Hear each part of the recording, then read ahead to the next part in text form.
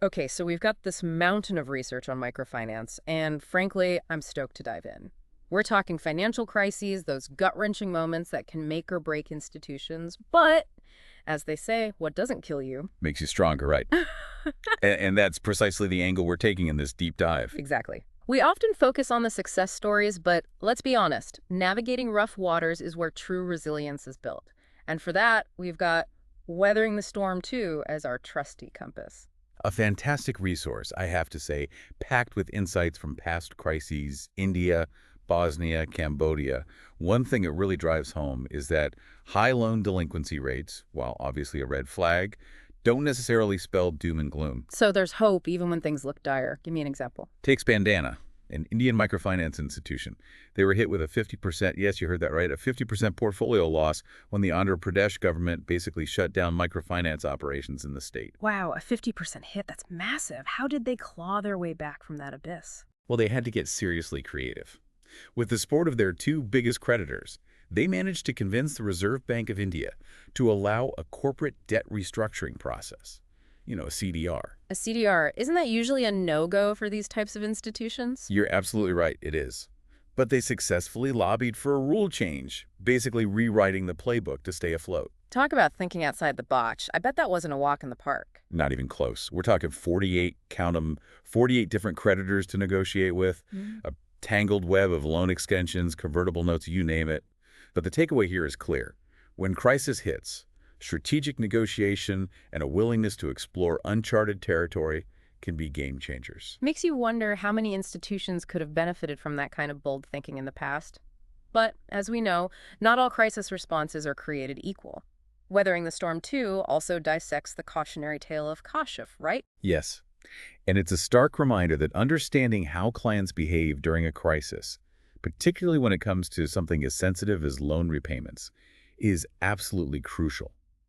Kash found itself facing a repayment strike, and their reaction, though well-intentioned, I'm sure, completely backfired. Okay, what did they do? I'm on the edge of my seat. They decided to suspend disbursements to all borrowers, even those who had consistently made their payments on time. Wait, really? They punished everyone for the actions of a few. It seems that was the thinking, perhaps trying to avoid accusations of favoritism, but it created this perception of unfair punishment, which, understandably, didn't sit well with many borrowers. Yeah, not a good look. Talk about adding fuel to the fire. And to make matters worse, there were already these rumors swirling around that the founder had passed away. Koch's actions, unfortunately, lend a disturbing air of credibility to those rumors. A communication nightmare. So, putting yourself in Kash's shoes, what would you have done differently? Transparency and crystal clear communication would have been my top priorities. Instead of a blanket suspension, they could have focused on reassuring those clients who were upholding their end of the bargain. Maybe even offer incentives to keep that momentum going. Right, acknowledge the good guys. Especially when things are tough all around, it builds loyalty and reinforces responsible financial behavior. Absolutely. In a crisis, clear, honest communication can be a lifeline. Openly addressing concerns, managing expectations, being proactive, these can be the difference between weathering the storm and getting swept away. It reminds me of how Vitas Palestine handled that major economic downturn. They went above and beyond to support their clients, even connecting them with NGOs and aid programs. A fantastic example. And what's striking is that they didn't lead with demands for repayment. They focused on understanding their clients' struggles, offering support, and reinforcing that human connection. Proof that empathy can be a powerful tool in crisis management. But let's switch gears for a moment and talk about transparency from an investor's perspective, especially when a crisis hits. One of our sources highlights how Partner, a microfinance institution in Bosnia, navigated a rough economic downturn. Partner's approach was fascinating, wasn't it? Their CEO embraced radical transparency with investors. Remember those incredibly detailed memos he sent out? He laid out the challenges, the potential covenant violations. He held absolutely nothing back. So instead of downplaying the severity of the situation, they were upfront and honest about the risks. Kind of counterintuitive, but I can see how it might inspire confidence. And that's precisely what happened. Partners' transparency, even when it meant admitting vulnerabilities, fostered trust among their investors. Yeah. They appreciated knowing exactly where things stood and how the institution planned to address the crisis. It seems honesty, even when it's uncomfortable, can be the best policy. But transparency isn't just crucial for investors, is it? clients need it too, especially when it comes to the often complicated world of microfinance pricing. 100%. Imagine being a client trying to navigate the maze of interest rates, fees, and loan terms without clear, easy-to-understand information. It's a recipe for confusion and potential exploitation. Like trying to assemble furniture with a set of instructions written in a foreign language. You might get lucky, or you might end up with a wobbly mess. A perfect analogy. That's why tools like the annual percentage rate, APR, and the effective interest rate, EIR, are so important. They cut through the jargon and offer a standardized way to compare different loan products, regardless of their pricing structure. So it's about empowering clients to make informed decisions. Give them the information they need, clearly and concisely, and let them choose what works best for them. Exactly. The push for a greater transparency in microfinance pricing isn't just about ticking boxes and complying with regulations. It's about putting clients in the driver's seat. It's about protecting them from predatory practices and giving them the tools they need to make sound financial decisions.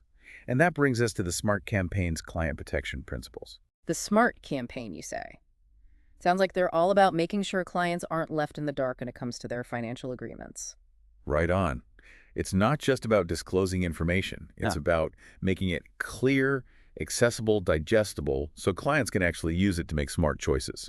They stress full disclosure, interest rates, sure, but also fees, penalties, the whole 9 yards. Even the possibility of those costs changing down the line. No surprises, no hidden gotchas. That's the name of the game. Exactly.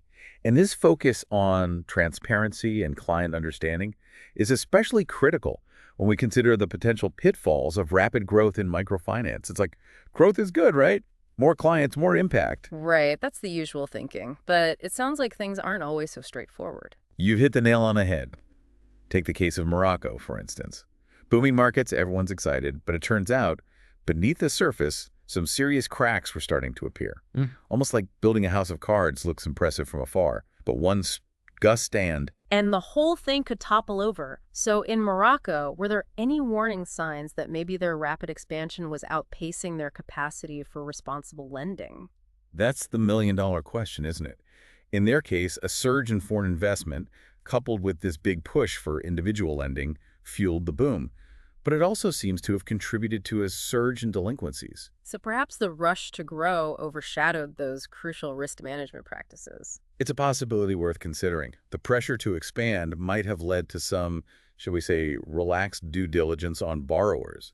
Not exactly a recipe for long-term sustainability. Which brings us to another critical aspect that often gets lost in the numbers, the human element. Couldn't agree more. It's easy to fixate on portfolios, repayment rates, all those financial metrics. Right. But at the end of the day, we're talking about people, the individuals behind the institutions driving the mission forward. The loan officers, the support staff, the management, they all play a vital role.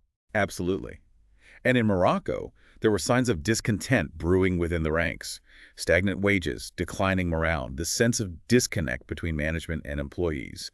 It ultimately led to strikes, even the formation of a workers' union. Sounds like a clear signal that something wasn't right within those organizations.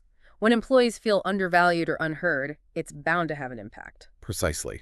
It highlights a key point for long-term sustainability in microfinance. Investing in your workforce is just as crucial as investing in your financial products. Competitive wages, opportunities for growth and development, a supportive and healthy work environment, those are all essential ingredients. It's about creating a workplace where people feel valued, respected, motivated to contribute. Exactly. Now, shifting gears slightly, our sources also delve into this ongoing debate within microfinance, the balance between social mission and financial sustainability. Can institutions truly achieve both? It's the age-old question, isn't it? Doing good versus doing well. Right. And we see some thought-provoking perspectives on this. Take Compartamos in Mexico. They've faced criticism for seemingly prioritizing profits, potentially at the expense of their social mission. So veering away from their initial goal of serving the poorest of the poor, and instead focusing on the bottom line. That's the accusation. Their high interest rates, their loan collection practices effective, yes, but have they lost sight of their commitment to serving the most vulnerable? It's a tightrope walk, that's for sure. You need financial sustainability to operate, but not if it comes at the cost of those you're trying to empower. Precisely. And this tension, this constant balancing act, it's something the entire sector is grappling with. There's no easy answer, but it seems the key lies in continuous innovation, a commitment to finding those win-win solutions that benefit both the bottom line and the social good. So, a sector at a crossroads, looking for sustainable ways to scale its impact without compromising its soul. What comes next for microfinance? How will it adapt to new technologies, regulations, the ever-evolving needs of its clients? All excellent questions. And speaking of innovation, one of the sources even pointed to the potential of microleasing as a promising avenue for exploration. Microleasing, huh? That's a new one for me. I'm all ears, so how does that work? It's a really interesting concept, sort of like microcredit, but instead of loans, they help people, usually small business owners, lease the equipment they need to operate. Ah, I see. So instead of giving them money to buy, say, a sewing machine or an oven, they help them lease it. Exactly. It can be a game changer for folks who can't afford the upfront cost of equipment, but have the skills and drive to build a business. Brilliant. It's amazing how microfinance is constantly evolving. And speaking of evolution, we touched on the growing role of microsavings, too. How does that fit into the bigger picture? It's not about replacing microcredit entirely, but recognizing that different tools work for different situations. Savings accounts, especially those commitment savings accounts where people set a goal and make regular deposits, they can be incredibly empowering. Building that savings habit, creating a financial cushion, that's got to be so important for weathering those unexpected storms, too. Absolutely. And speaking of tools and empowerment, we can't forget about those non-financial services, the NFS component. Right, right. It's not just about the money, is it? It's about giving people the knowledge and skills to use that money effectively. Business training, financial literacy, that sort of thing. You got it. It's about empowering people to build a better future for themselves, not just giving them a fish, but teaching them to fish, as the saying goes. I love that analogy. It really drives home the importance of that holistic approach. But I have to ask, with all these different pieces of the puzzle crisis management, balancing social mission with financial sustainability, embracing innovation, how did the microfinance sector handle the massive curveball that was the COVID-19 pandemic? Oh man, the pandemic was a real trial by fire for everyone, and microfinance was no exception. While those sources you shared offer a good roadmap for navigating crises, COVID was something else entirely. Absolutely. Lockdowns, job losses, the whole world turned upside down. How did microfinance even begin to cope with that level of disruption? It was definitely a make-or-break moment. The pandemic exposed how vulnerable many small businesses and low-income households were, delinquencies soared, and institutions were caught between demanding repayment and risking their own stability. Talk about a rock in a hard place. What did they do? How did they find a way through? Well, that EMFP COVID Financial Inclusion Compass report you included really sheds light on how the sector adapted. One positive thing that jumped out was the willingness of many funders to be flexible. Emergency credit lines, restructured loan terms. It seemed like there was a recognition that these were unprecedented times calling for unprecedented measures. That's heartening to hear, a sense of solidarity in the face of crisis. Did the report highlight any other trends? Definitely. One big one was the importance of liquidity, having enough cash on hand to weather the storm. The pandemic really drove that point home. Makes sense if those institutions are struggling to stay afloat themselves. They can't very well help their clients do the same. What did they do to shore up their liquidity? Were they able to? It was all hands on deck. They negotiated loan extensions, tapped into those emergency credit lines. Some even made the tough call to reduce or suspend dividend payments. It was about survival, plain and simple. A true test of resourcefulness, that's for sure. But amidst all the challenges, there were some positive developments too, right? Didn't the report mention some silver linings? Absolutely. Necessity breeds innovation, right? And the pandemic really accelerated the adoption of technology in the sector. With face-to-face interactions restricted, digital platforms became a lifeline, especially for reaching those in remote areas. It's amazing how adversity often forces us to innovate and adapt. What a testament to the resilience of the human spirit, both for the institutions themselves and for the communities they serve. Couldn't have said it better myself. So, as we wrap up this deep dive, we're left with that question you posed earlier. How can we use the lessons learned from both past crises and this global pandemic to build a more equitable, more resilient financial future for everyone? What are the key takeaways? It's the million-dollar question, and honestly, I think we've uncovered some valuable insights on this journey.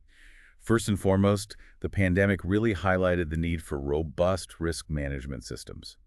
But not just the traditional kind. We're talking about systems that are adaptable, flexible, able to anticipate and respond to a wider range of potential shocks and disruptions. So thinking outside the box, being prepared for the unexpected. Exactly. And on top of that, we need to move away from one-size-fits-all models of lending.